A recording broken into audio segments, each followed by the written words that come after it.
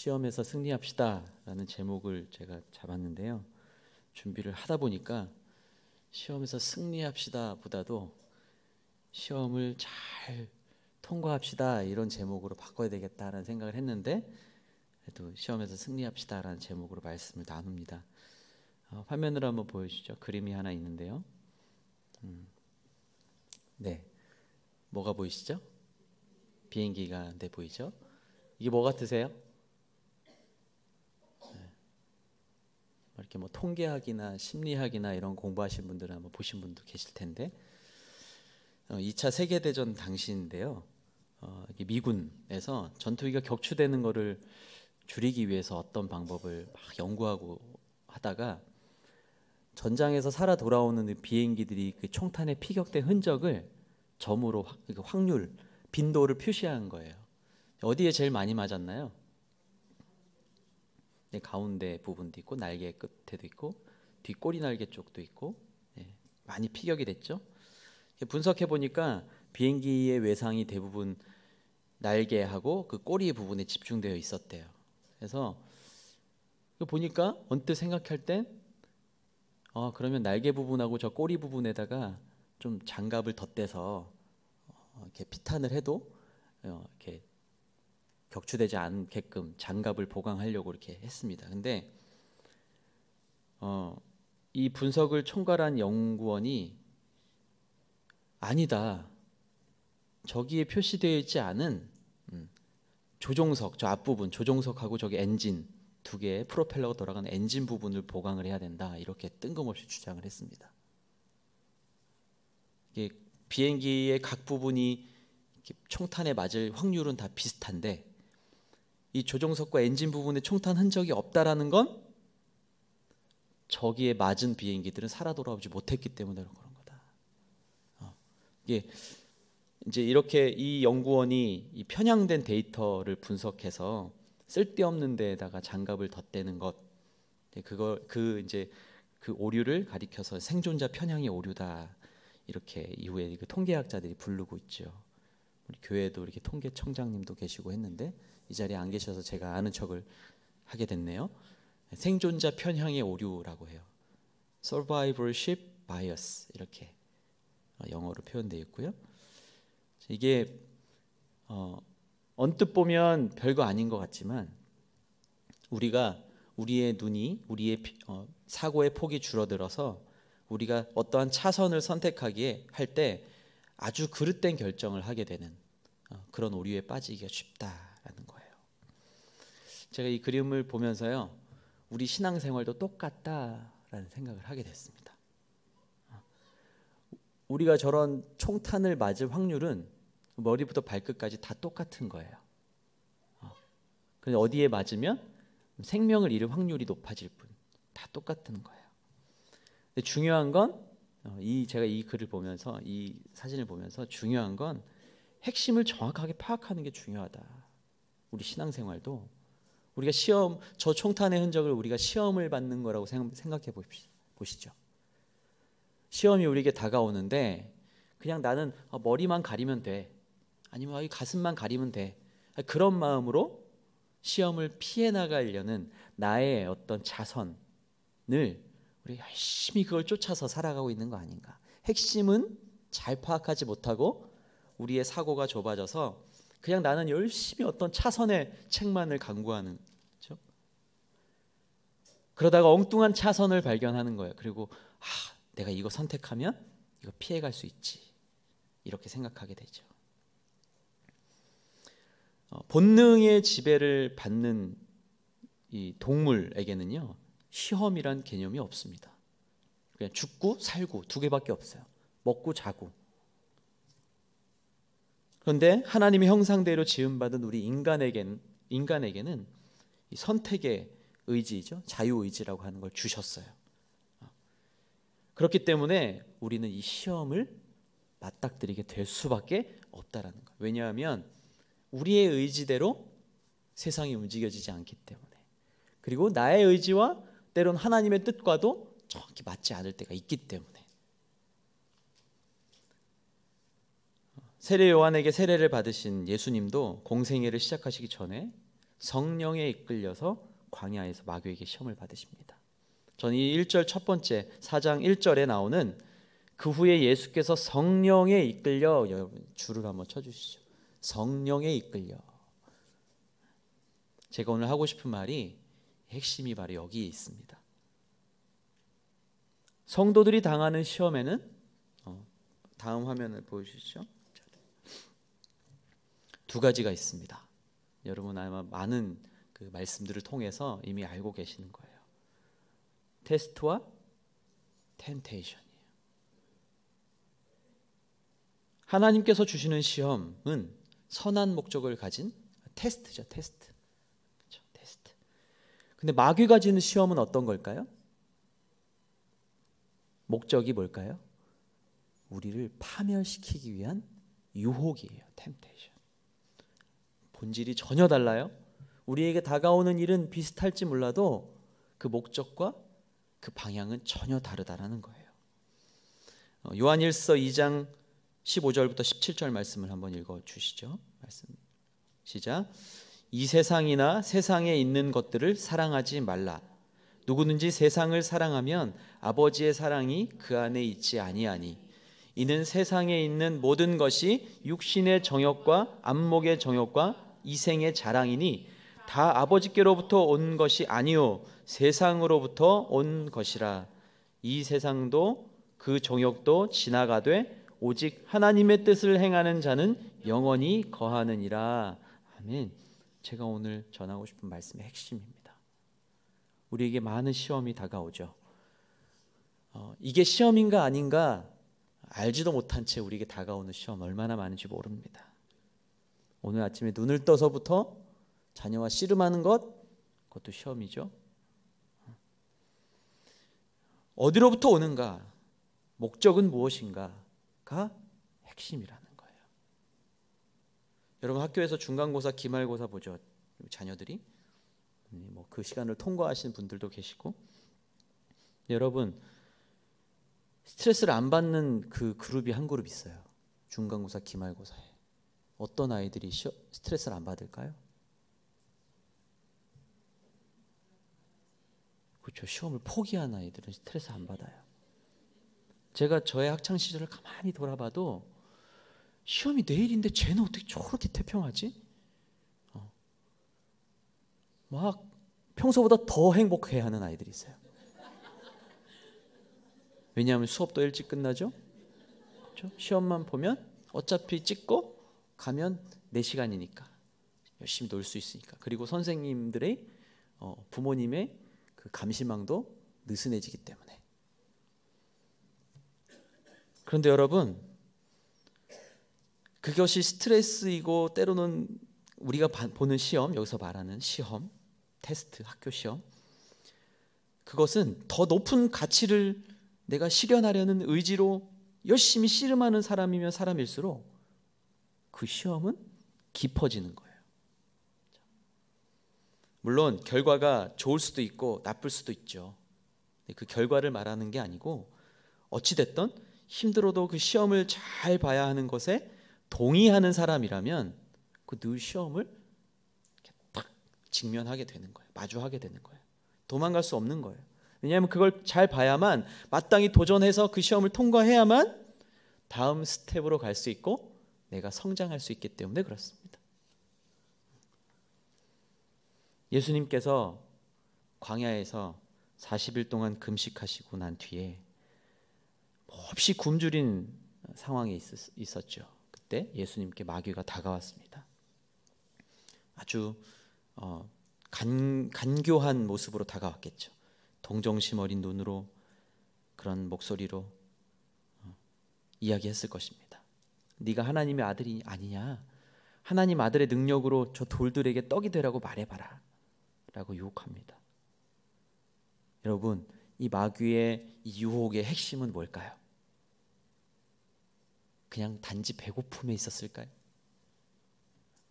진짜 마귀의 의도는요, 굶주림 자체에 있지 않았어요. 뭘까요, 여러분? 그냥 약점을 파고드는 것 같지만 결국 예수님의 본질, 예수님의 정체를 흔드는 거예요. 하나님의 아들이라면, 그렇죠? 당신이 하나님의 아들이라면 이 돌들에게 빵이 되라고 해보시오. 하나님의 아들이라면 이게 중요해요. 하나님의 아들이라는 특권을 사용하도록 유혹한 거예요. 예수님이 뭐라고 하셨습니까? 성경에 기록됐다. 성경에 기록됐다.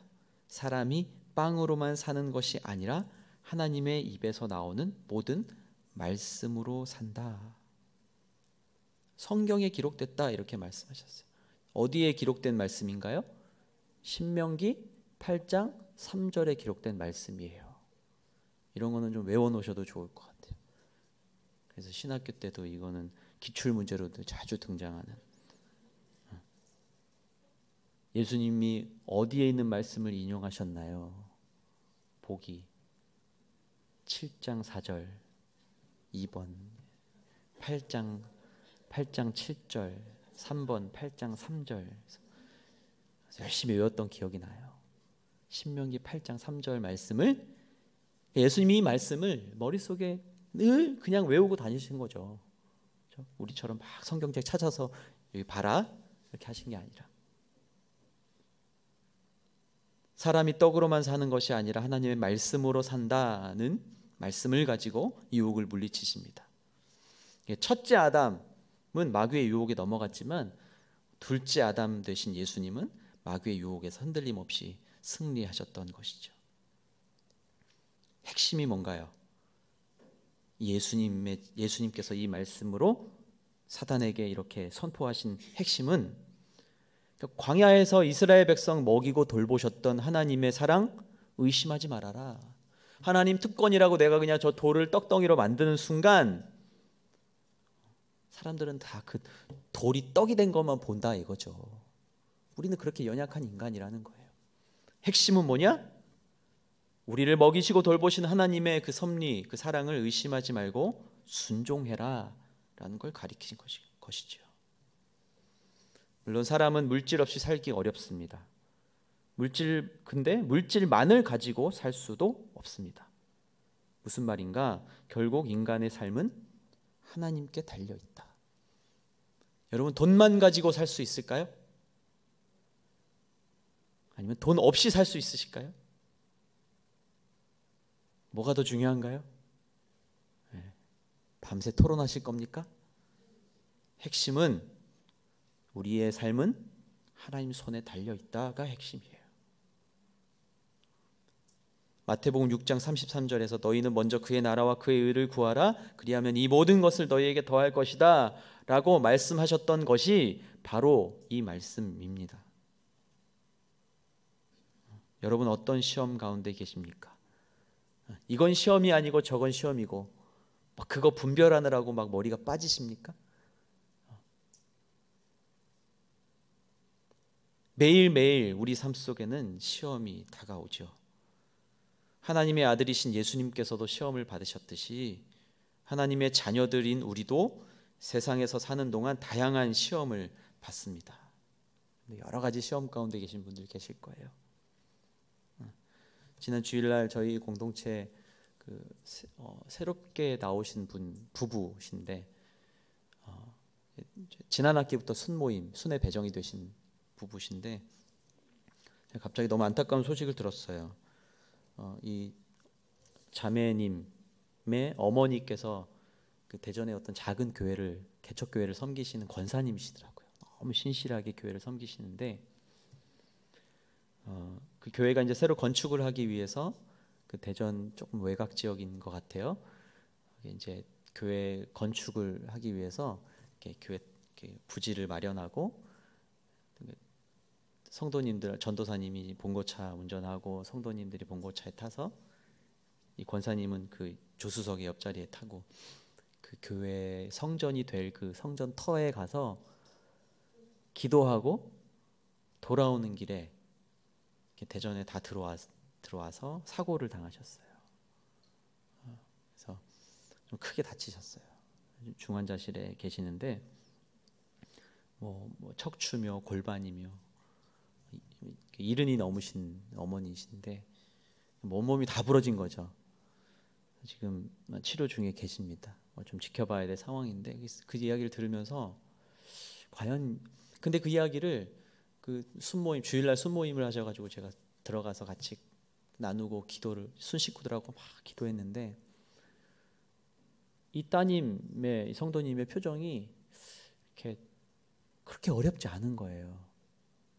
그래서 다행이기도 했지만 과연 어떤 마음일까? 근데 또 그 기도하는 목소리 가운데는 떨림이 있는 그 목소리 막 참으면서 근데 얼굴은 그렇게 괴로워하지 않는 표정으로 과연 어떤 마음일까? 갑작스러운 부모님의 어머님의 사고를 바라보는 자녀의 마음이 어떨까? 저희 아내 그 할머니도 추석 때 건강하게 뵙고 왔는데 지금 이렇게 중환자실에 계세요. 근데 저희 아내를 거의 이렇게 많이 키우셨던 할머니여서 아내가 많이 상심하고 좀 그런 모습을 보면서 이렇게 할머니가 또 믿음이 좋으세요. 이런 상황들을 보면서 어떤 마음일까? 저는 아직 저희 부모님이 건강하게 계셔서 물론 할머니는 조금 일찍 돌아가셨지만 우리가 이런 갑작스러운 사고나 안타까운 일들을 바라볼 때 우리가 어떤 마음으로 해석하고 어떤 마음으로 그 안에서 하나님의 뜻을 발견해낼 수 있을까? 저는 이게 매일 숙제예요. 목회자들은요 이게 너무 어려운 일 중에 하나예요. 제가 진짜 예언의 은사와 통변의 은사와 병 고침의 은사가 막 임해가지고 가는 데마다 다 일어났으면 좋겠어요. 근데 그렇게는 안 하시는 것 같고 그럼 내가 어떻게 기도해야 되지? 어떻게 위로해야 되지? 하나님의 뜻입니다. 어찌 이를 함부로 말할 수 있을까? 라는 게 인간적인 마음이에요. 여러분은 어떠세요? 여러분 어떤 상황을 만났을 때 여러분 그 상황을 어떻게 해석하시고 거기서 하나님의 뜻을 어떻게 발견해내세요? 앞에서 보여드린 그런 오류에 빠지지 않으면서. 근데 우리에게 예수님이요 그렇게 갈팡질팡하는 저 같은 목회자들도 마찬가지예요. 열심히 지난주에 기도했는데 이번 주에 돌아가셨어요. 그럴 때는 참 마음이 복잡합니다. 하나님 치료하시겠다고 그런 마음 주셨는데 그래서 열심히 이렇게 기도했는데 결과는 그렇지 않네요. 물론 하나님 손에 맡깁니다. 이렇게 기도는 했지만 여전히 내 마음속에는 이거 이왕이면 이렇게 해주시지. 그러고 난 다음에 내 마음속에는 내가 원하는 결과가 생기지 않았을 때 찾아오는 그 시험. 그런데 예수님은 우리에게 약속하셨어요. 예수님이 시험에서 이기신 것처럼 시험 당하는 성도들을 도우시겠다라고 약속하셨습니다. 아멘. 안 돕고 계신 것 같아서 지금 아멘이 잘 안 나오시는 거죠. 그렇죠? 이 상황은 예수님이 도우시면 어떻게 이런 일이 아니야. 이거는 예수님이랑 상관없어. 그리고 가다가 돌뿌리에 걸려 넘어지면 이거 마귀가 이거 돌뿌리 여기다 놨다고. 여러분 이거 처음에 저희가 그림으로 본 그 생존자 편향의 오류와 똑같은 오류를 우리가 늘 범하고 살아가는 거예요. 돌뿌리는 마귀가 준 거고 병을 이기게 한 거는 하나님 하신 것이고 그런 건가요? 우리가 그렇게 마귀의 시험도 마치 하나님이 나의 죄 때문에 풀어놓은 것처럼 나를 골탕 먹이려는 것처럼 내 자녀의 어려움, 재정의 어려움, 건강의 어려움을 내가 시험을 잘 통과하지 못한 것에 대한 결과로 그리고 내가 그거를 잘못 해석한 거에 대한 결과로 하나님이 나에게 주는 어떤 벌처럼 여기게 되는 그런 오류를 범한다라는 거예요. 그것이 어디에서 오는가 여러분 잘 보셔야 돼요.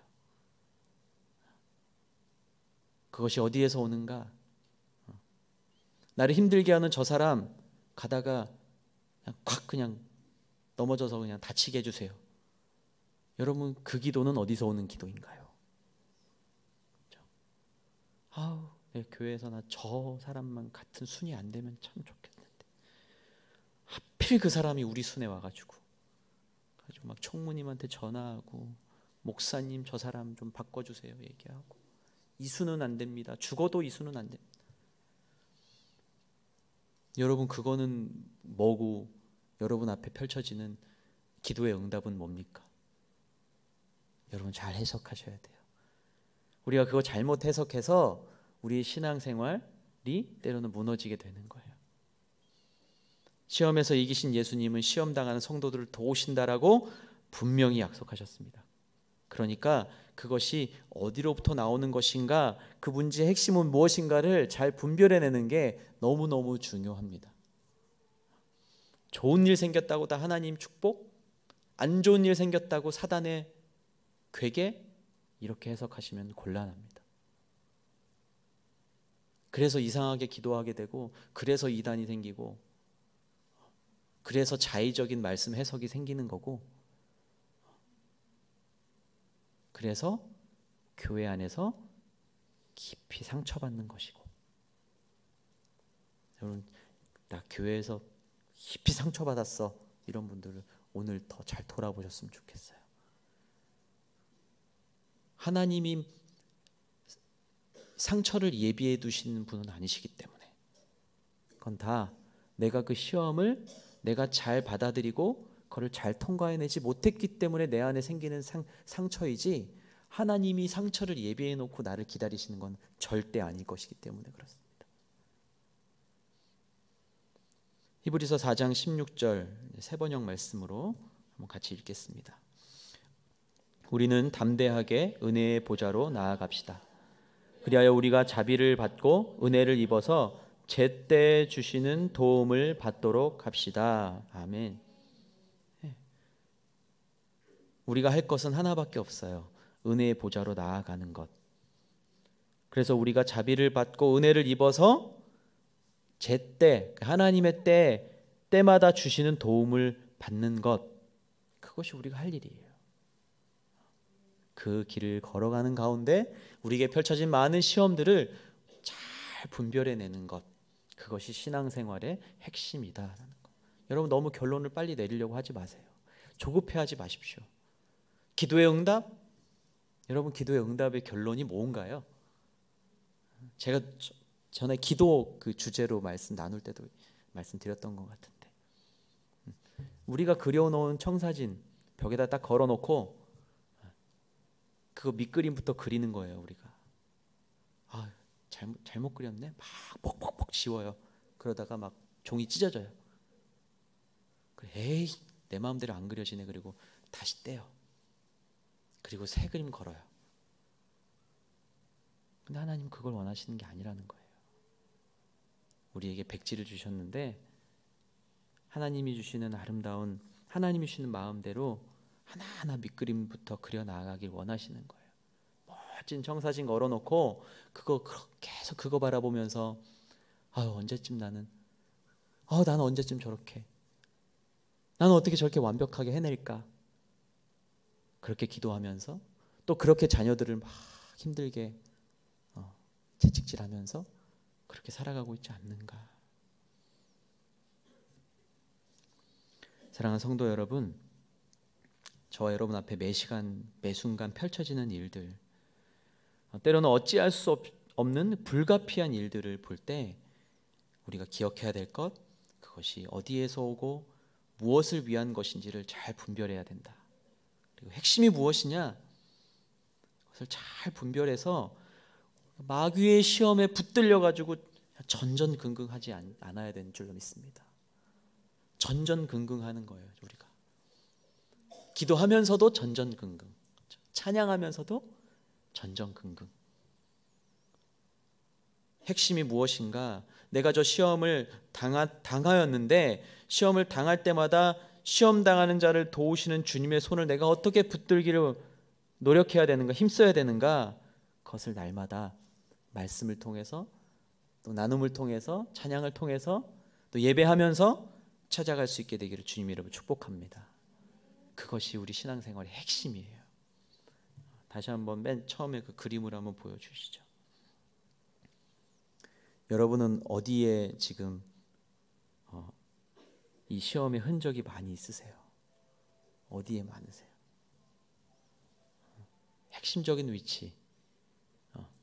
여러분 그냥 여러분 어디 마음 한켠에 그냥 구멍 나 있는 흔적들 때문에 그냥 막 전전긍긍하고 계세요? 아우 저길 어떻게 메꿀까? 막 그러고 계시나요? 저기 엔진을 잘 생각해 봐야죠. 그렇죠? 조종석에 앉아 있는 나. 우리가 어떤 것이 나에게 다가와도 날라와도 진짜 우리가 하나님의 뜻이 어디에 있는지 잘 분별해내서 하나님이 이 시험 이것을 통해서 나를 어떻게 성장시켜 가길 원하시는가, 어떻게 내가 변화되길 원하시는가, 그것에 우리가 집중해서 시험 당할 때 오히려 감사하고 그 시험을 통해서 약속하신 주님, 도우시는 주님의 손을 붙잡고 승리하는 우리 모두가 되기를 주님의 이름으로 축원합니다. 아멘. 함께 기도하겠습니다. 기도하실 때 시험에서 승리케 하신 주님, 승리를 주시겠다, 나와 함께 한다면 승리하겠다 할 것이다 약속하신 주님, 우리가 시험을 당할 때 도우신다 약속하셨으니 우리가 시험이 다가올 때 이것이 하나님으로부터 말미암는 것인지 마귀가 나의 발목을 붙들고 있으려 하는 그런 유혹인지 잘 분별하게 하여 주시옵소서. 그래서 주님께서 말씀으로 승리하셨듯이 우리도 말씀으로 또 전신갑주 입고 승리하게 하여 주시옵소서. 다 같이 우리의 마음을 주님 앞에 드리며 함께 기도하겠습니다. 하나님